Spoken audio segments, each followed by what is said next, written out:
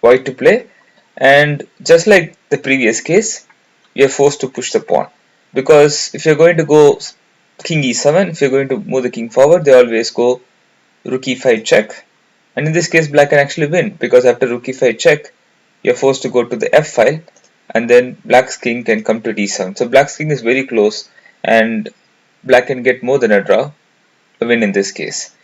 So this clearly is not an option for white. So they have to push the pawn to f7. And here again, black can't go rook f5, they can't get behind the pawn. They have to rely on the checks. They can't go to the 8th rank as well, because black's own king is blocking the path. So black has to go rook c6 check. You go king e5. So they have to keep repeating the same thing. They go rook c5 check, king e4, rook c4 check, king e3, rook c3 check, and you go king f2.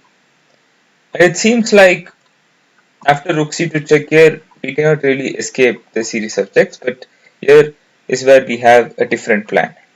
Now we are going to go to the g file, and we are going to do the same thing. We're just going to go to g7 till we reach the g7 square, because you notice that the king is placed on c7, which means black's rook cannot go to c7 and pin the pawn when white's king goes to g7. So what it means is, now you go king g3. Now again black has to rely on the checks. Rook c3 check, king g4, rook c4 check, king g5, rook c5, king g6, and after rook c6 you have this move king g7, and black can't get rook c7, and because of this it's going to be a win for white.